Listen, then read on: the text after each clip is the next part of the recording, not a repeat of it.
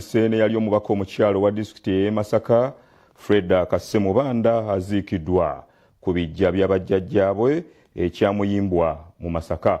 Kati n'abakungubazi basinzidde ne bamutenderezza olw'ebyo ebirungi byonna byakoledde ekitundu ekyo. Omulambo gwa Freda Kase Mubanda gufulumiziddwa ku Uganda Funeral Services Ntinda ku ssaawa emu ey'okumakya. Bagutute kugwanika emulago okuddamu okugwekebeja ngeno gye baguje ku ssaawa 5 okutwalibwa e Masaka okuziikibwa.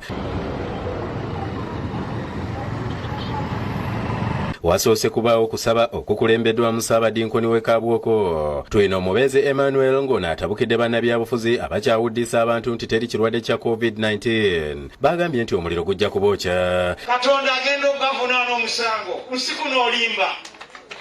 Naye Katonda agenda okuvunaana omusango eri essaawa ey'okusimbibwa mu maaso g'entebe ya Katonda. Abakungubazi awatali kweyawula mu ndowooza za byabufuzi nga bakulembeddamu na NRM Asiibye Robert ne Engineer Richard Sebamala boogedde ku mugenzi Mubanda ng'abadde omukazi omukozi eyettanira enkulaakulana era ng'ayambye bangi naddala ebibiina omwegattira abakyala. Nendaba nga Kase Mubanda mukyala mukozi nga nange nkiririza nnyo mu kukola ne tukwatagana.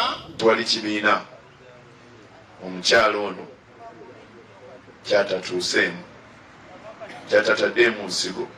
Omubaka w'abavubuka mu Buganda babiri Essaara Kityo atendereza obukakamu bw'omugenzi nga wadde bangi bamwogeredde amafuukuule mu kalulu mpaawo gwaddiza. Maama asinga oyo mwagalani nabwekituwadde nga mukyala Mubanda awummudde naye njagala kugamba nti bwe ndikadde wanjagala mbenga mukyala Mubanda. Ye omubaka omukyalo owa Masaka Mary Babiri Kabanda annyonnyodde nti Mubanda abadde azannya ebyobufuzi eby'ekikulu nga wadde baavuganya bombi tebaavumaganako. Omuntu wafaaliraga nti wavuma Mubanda nti kino oba nti Mubanda yafumye kino ekyo tekyaliwo. Mulekwa David Wapenyi asinzidde wano ne yeebaza abantu bonna ababeereddewo nnyina kyokka n'akubiriza bannayuganda okwongera okugoberera ebiragiro by'okutangira COVID-19 kubanga ye wadde yajjanjaba nnyina naye ekirwadde kino tekyamukwata.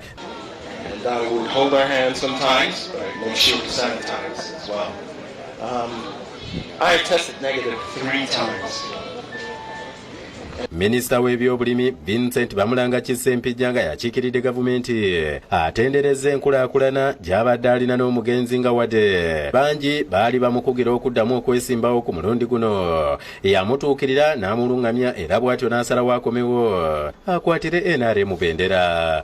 Bagezaako kumuganja oddamu kuyimirirawo naye nze bwe yajja ewange omugamba nti kati nga bwe yawuddemu obuweereza bwe tukyabwetaaga. Oluvannyuma aziikiddwa nga tebakkirizaayo bantu olw'okuba nga yafudde ekirwadde kya COVID-19. Disan Mutyaba ne Jacinta Bwanika be bakusakidde eggulire lino ku Lwabukedde TV.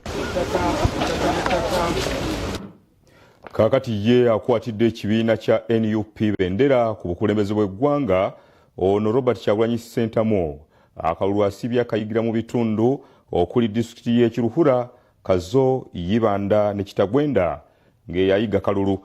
Awamu tasobodde nno nakubayo nkuŋŋaana olwa poliisi okumutangira. Akwatidde ekibiina kya NUP bendera Robert Kyagulanyi Ssentamu olunaku olwaleero akalulu asiibye akawenjeza mu bitundu by'e Kiruhura, Kazo, Yibanda ne Kitagwenda ng'asaba abalonzi okumulonda ku bwa pulezidenti. Atandikidde mu disitulikiti y'e Kiruhura ng'abadde n'abawagizi b'ekibiina nga bakulembeddwamu. Amyuka akulira ekibiina mu bugwanjuba Jole Mugisha ng'asimbudde okuva embalala. Abadde ayingira mu disitulikiti y'e Kiruhura asanze poliisi n'amagye bamusuulidde emisanvu ne bamutegeeza nga bwe baagala okwekebejja buli mmotoka yonna ebadde eyingira Kiruhura wabula wano wabaddewo okwezooba okumala ekiseera. No.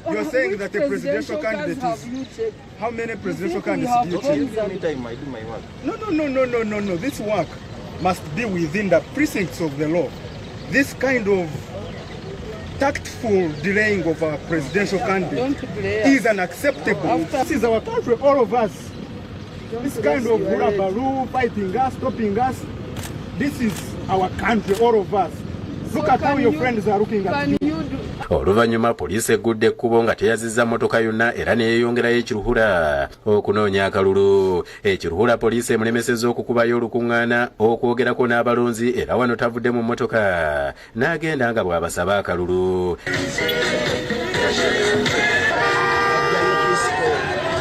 Yeeyongeddeyo mu disitulikiti y'e Kazo wabula nga nayo teyawukanye na kiruhura nga poliisi era emulemesezza okugenda awali olukuŋŋaana okwogerako n'abalonzi. Mwena balamu banje n'abalamusa abantu ba Kazo Mukama n'abagunda.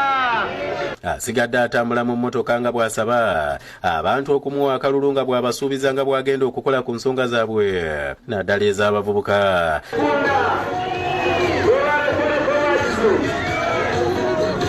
Akubye olukuŋŋaana ku kisaawe ky'essaza era ng'eno yennyamidde olw'abakuumaddembe bagamba nti bamumazeeko emirembe nga buli kasonda waba agenze okunoonya akalulu bamulemesa. Eno bagiyita mission to freedom. Ffenna tulonde. Togamba mbu tuli bangi nnyo nze ne bwe sironda no. Nitwenda buli kalulu. Sabye poliisi oba ebitongole bikuumaddembe birikirawo okukozesebwa President Museveni mu kaweefube ono wa campaign oba mu kunoonya akalulu. Kyandibadde kirungi okunoonya akalulu ne kuba kwa bwenkanya. Akomekereza ne disitulikiti y'Ekitagwenda wabula ng'eno tasobodde kwogerako n'abalonzi oluvannyuma lw'okutuukayo ng'obudde obw'okunoonya akalulu buweddeko era wano poliisi emulagidde okudda mu mmotoka okugenda gy'alina okusula. David Tamale yakusakidde eggulye lino ku Lwabukedde TV. Kaakati bo abakulembeze mu disitulikiti y'Empigi beesunze omukulembeze w'eggwanga Yoweri Kaguta Museveni agenda mu kitundu ekyo okubanoonyaamu akalulu. Bano basinziddeeyo ne bategeeza nti pulezidenti alina ensonga ez'enjawulo ze baagala abakolereko omuli n'okubazimbira eddwaliro lye basuubiza okuviira ddala mu mwaka ogw'2025. Disitulikiti y'Empigi yeesudde kilomita 37 okuva mu kibuga ekikulu eky'eggwanga ku luguudo lw'e Masaka. Mpigi yali entabiro y'obwakabaka bwa Buganda mu myaka gy'ensanvu nga yalimu amasaza okwali Gomba, Busiro, Mawokota, Butambala ne Kyaddondo.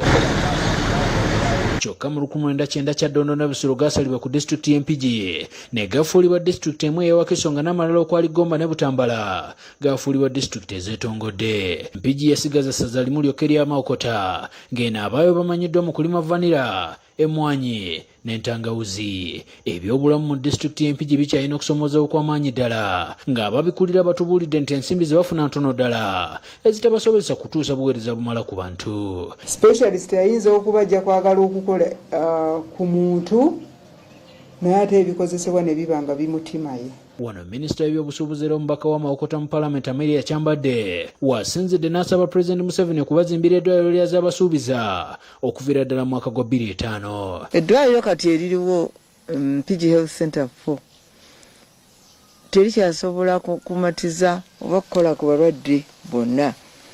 So President mu 2005 yatusuubiza nti agenda kutuwa hospital status agenda gikyusa. Kyambadde era asabye President okugonjoola ensonga y'entambula ku bizinga eby'enjawulo n'okuzimbira abalimi akatale we batunda ebirime byabwe. Twagala HDL okusomoka kuba babonaabona nnyo abantu okuva e Buyiga n'okujja abakyalo oluusi bazaalira mu bwato. Disitulikiti y'Empigi emanyiddwa mu kulima emmwanyi, vanira n'entangawuzi kyokka nga abalimi nabo tebaganyuddwa olw'ebbula ly'akatale. Mu byonna yali badde esooka ne tukendeeza ku ddagala. Gavumenti yatusiba nnyo, abasajja bano tebakyajja batugulako ki emmaali gye tulima, naye tusaba batuyambe. Kati baagala gavumenti ebaggulire ensalo basobole okuba nga bongera okutunda entangawuzi zaabwe bweru olwo ebbeeyi y'entangawuzi eyongere okulinnya. Ndi Julius Kafuluma ne Deo Kyaligonza ku Lwabukedde TV.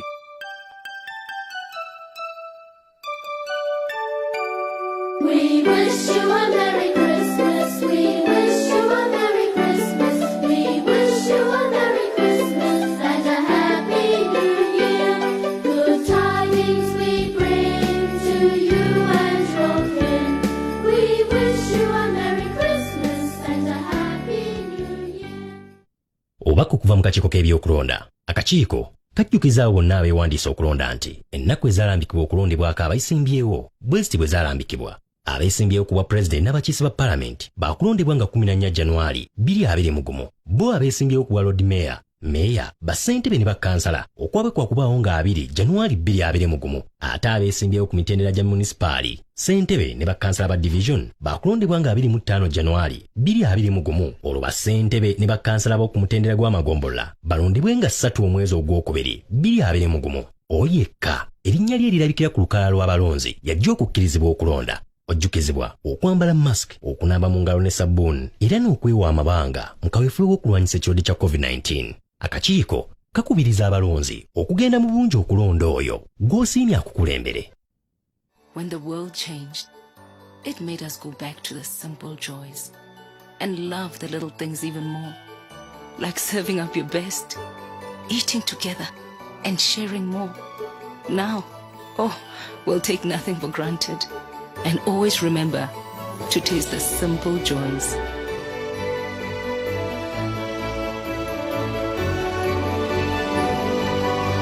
Enjoy the magic of Christmas with Coca-Cola. Breakfast is the most important meal of the day. Weetabix akolebwa mu ngano eva mu nsigo nakabala awooma ate ng'ajjudde ebirungo bya vitamin. Weetabix ayongera n'amaanyi mu mubiri. Ng'otidde kiki? Sagala muntu yenna tulabe. Yansonga lwaki tuzze mu kitundu ekyenjawulo wano tewali tabbu. Tukwaniriza oze kuwabula ku byantegeka yazadde kiwedde wano nja kumaliza university nga sifunye lubuto era nange nina okusooka okukuza bizinesi yange nga tetunafuna mwana. oli musajja wavunaanyizibwa. nayiga senga okola ki wano? mbadde ono omuvubuka yaani? mukwano gwange. nkiraba kale kirungi nti gwe ne mukwano gwo muli ba buvunaanyizibwa naye mubadde mukimanye nti ne mu kitundu kyaffe wali eddwaliro. abazadde kakasa nti abavubuka bawabula ku nkolezi batangira okufuna embuto ezitali neetegekere basobole okukola okusalawo okutuufu. Genda mu ddwaliro owabulwe ku nsonga z'okuzaala.